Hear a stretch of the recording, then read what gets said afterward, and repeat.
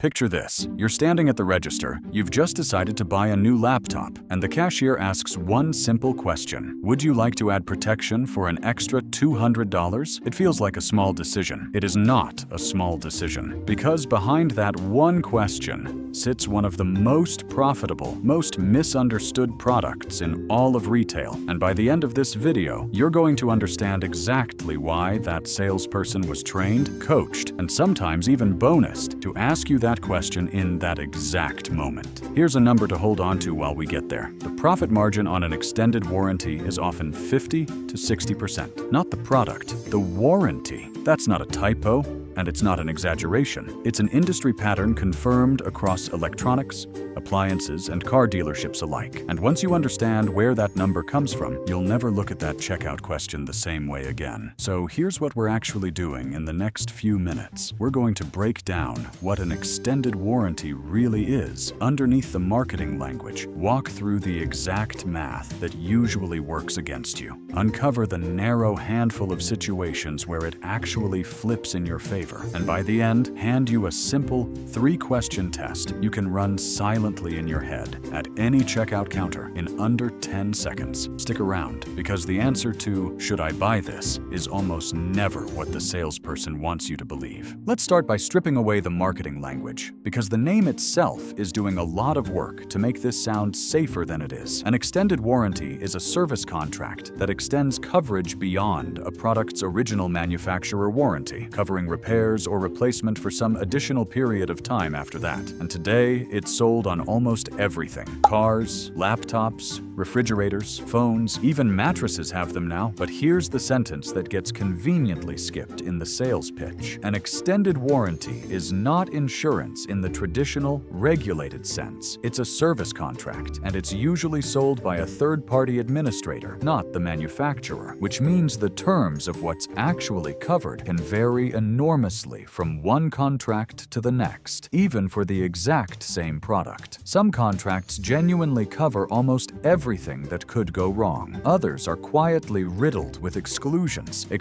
that stay invisible right up until the day something actually breaks, and you find out, reading the fine print for the first time, that your specific issue happens to be the one thing not covered. That's not a hypothetical. That's the single most common complaint filed about these products. And it's exactly why understanding what you're actually buying matters more than the salesperson's pitch ever will. So let's get into the number I promised you at the start and where it actually comes from. One widely cited academic study focused specifically on television warranties found something striking. Customers were paying an extended warranty price equal to roughly a quarter of the product's entire cost on a product that, according to the same researchers' data, only had a 5 to 8% chance of actually failing during that window. Read that again. A quarter of the price for a 5 to 8% risk. That gap between what you're charged and what the actual risk is not an accident. It is the business, and here's why that gap exists in the first place. A retailer selling you the physical product itself might only be working with a 5 to 10% profit margin. Electronics especially run famously thin margins, sometimes as low as 4%. But that same retailer selling you the warranty attached to that product can pull a 50% margin or more. Same customer, same transaction, wildly different profitability, which means, from the store's perspective, the product is basically the bait, and the warranty is the actual catch. That's precisely why the person at the register brings it up every single time, sometimes twice, sometimes with a little urgency in their voice, because in a lot of retail environments, warranty attachment rates are literally tracked,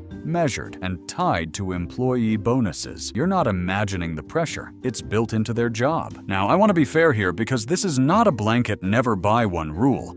and painting it that way would actually be dishonest. There is a narrow set of situations where the math genuinely flips in the buyer's favor, and it's worth being precise about exactly where that line sits. The first situation is products with historically high failure rates or expensive single-part repairs. The second is anything where a repair cost, if it happened tomorrow, would create real financial strain. Not mild annoyance, actual strain. And the third is simply not having an emergency fund at all, where even a manageable repair cost would have to go on a credit card at eye-watering interest. Here's the clearest real-world example of Case 1. Complex electronics with a single, expensive, hard-to-replace component. Think of a laptop with a soldered, non-removable motherboard. Not the kind you can swap out for $40. The kind where one repair can cost nearly as much as the laptop itself. In situations like that, the math can genuinely tip toward the warranty being worth it. But notice something important. That's a specific, narrow exception. It is not the general rule, and most of what gets sold to you at checkout does not meet that bar. So if the warranty usually isn't the smart bet, what actually is? Here's the comparison that the sales pitch never puts on the table for you. An extended warranty is essentially a wager. You pay a fixed amount right now, today, in exchange for protection against an uncertain cost that may or may not ever happen. But there's a competing strategy sitting quietly in the background that,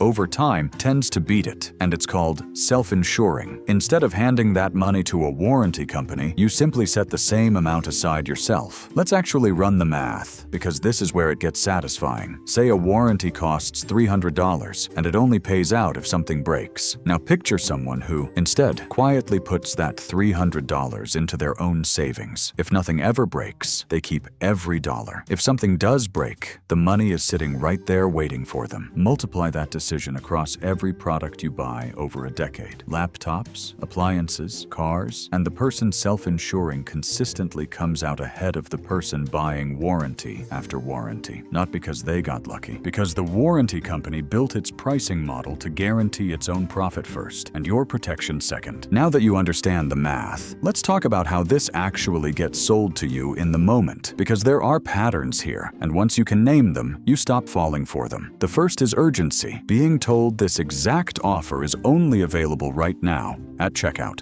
and can never be added later. That's designed to prevent you from going home and actually thinking it through. The second is bundling the cost into monthly financing, so a genuinely large number gets disguised as just a few dollars more a month. And the third is vague, comforting language about what's covered, with zero specifics about what's excluded. Language that only becomes crystal clear the exact moment you file a claim and get told, politely, that your situation isn't covered. To be clear, none of this makes the product illegal or the salesperson a villain. Extended warranties are a legal, regulated product, and plenty of honest people sell them for a living. But recognizing these three patterns means you're evaluating the offer on its actual merits, standing at the register instead of getting swept up in the moment it's being pitched to you. So here's the payoff I promised you at the very beginning, the 3-question test. Next time you're standing at a register and you hear that question, run through this silently in your head in about 10 seconds. Question 1. What does the manufacturer's original warranty already cover, and for how long? Because a huge number of extended warranties quietly overlap with protection you already have for free. Question 2. What is the realistic failure rate and repair cost for this specific category of product? Not a vague fear, an actual number. And question 3, the one that matters most. If this thing broke tomorrow and I had to pay for the repair myself, would that create real financial hardship, or could I absorb it comfortably? If your honest answer to that third question is that you could absorb it without real difficulty, the math is almost always telling you the same thing. Skip the warranty and keep the cash in your own pocket instead. So let's bring this all the way back to that moment at the register we opened with. That cashier isn't a villain, and the warranty isn't a scam. It's simply a product engineered to be profitable for the seller first. For most products, and for most buyers, the numbers favor walking away and self-insuring instead. The exceptions are narrow: high-cost, high-failure rate items, or a genuine absence of any financial cushion. Everything else is, quite literally, priced to bet against you. Subscribe and see you on the next one.